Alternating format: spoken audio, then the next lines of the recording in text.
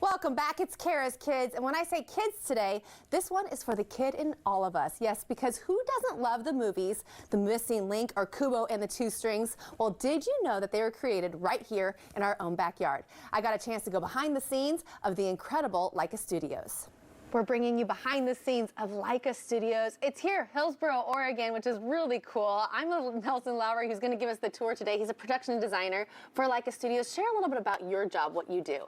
Well, what I do is I sort of bring the world to life that helps support the storytelling. So, you know, I get a script, the director has a lot of pretty strong ideas about the way he wants it to look and feel, and then I actually flush all that stuff out. And then I help oversee that all being built and it's going out to the stages and being shot. If you haven't experienced a Laika film, you need to, first off. I mean, yes. The list is long now. I mean, I know. It's Box Trolls, it's Paranorman, it's Kubo and the Two Strings, The Missing Link. There's so many films, and each and every single one is so different.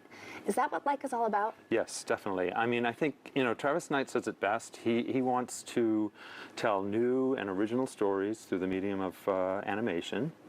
And, you know, animation can mean a lot of things nowadays. I mean, we're primarily stop frame animation. We use that, but we also use state-of-the-art visual effects. We do a lot of digital printing. We also have some secrets up our collective sleeves. And each film gets more ambitious. So we have to keep stepping it up. We have to keep learning about these new technologies. And I think our next film is going to be even bigger and more amazing. So, you can't even show what that is, can't you? No. Oh, man. We're going to try to get it out of him. No. I'll try in this next few minutes. But we're going to get a little behind-the-scenes tour today. Yeah. And when we walk into Laika and see that you have every character right here in front of you and able to be kind of maneuvered, how does this all work? Well, it starts with character design, of course, and then a sculpt, and then we create a skeleton. You can see that for Mr. Link right here. This is an armature that's inside every one of these puppets. So these allow the animators to move the characters around. So you can see in here, there's also an armature. And it's covered with all manner of materials. We use foam latex, a lot of silicone. But to me, these costumes are really extraordinary. I mean, you know, the characters are beautifully designed, but the costumes add so much of their personality. And you can see the kind of work that goes into figuring out how these costumes will be made. I mean, these are tiny little technical constructions, and you can see the variety of costumes, and here are some of our outstanding characters. You know, you have Link, obviously. You have the villain Stank, a great, horrible little man that causes a lot of problems in the film. You know, we do animals as well. We have the horse, and we also have an elephant. And then I think this is really one of the most beautiful puppets, one of the Yeti guards that guard Shangri-La.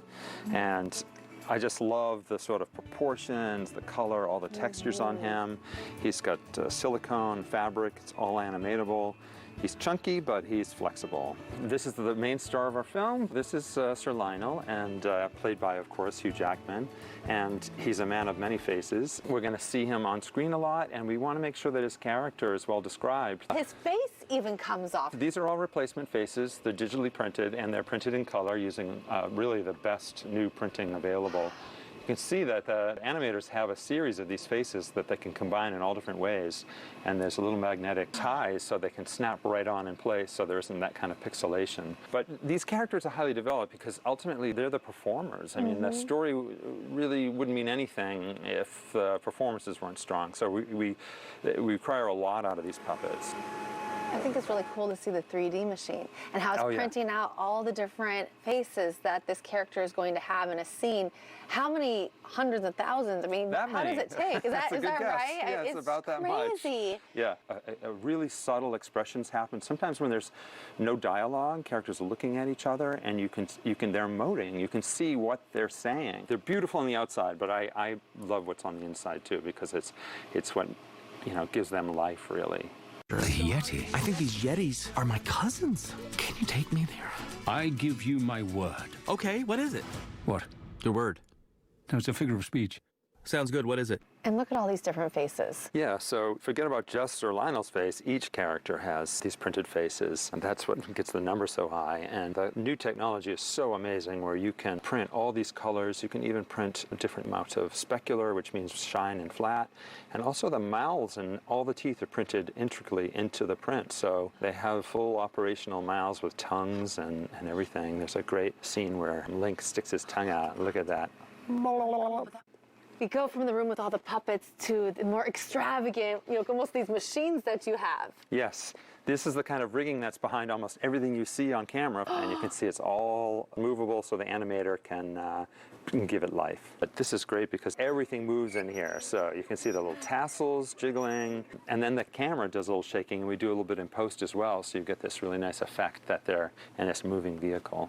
I love that's this. a close-up. He's about to try to jump over a wall, and he bends over, and we have a nice close-up. It's a good sort of gag moment where pants split.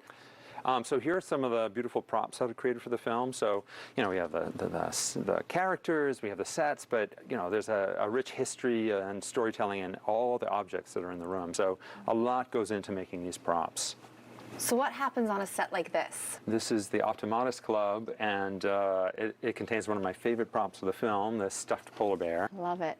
The great thing about Laika is you're going to see these characters once and you probably won't never see them again because everything is so original that you do. Right, yeah, unless you watch the movie again. Watch the movie again, and you can't even tell me what's next. You really won't. No, and all this. No, Is a bear involved? A koala? I would be disappeared if sloth? I mentioned anything. You wouldn't want that, would you? Thank you so much for taking course. us behind the scenes today. Yes, it was so very much nice. fun, so much to learn. Thank you. I thought we were close, Nelson.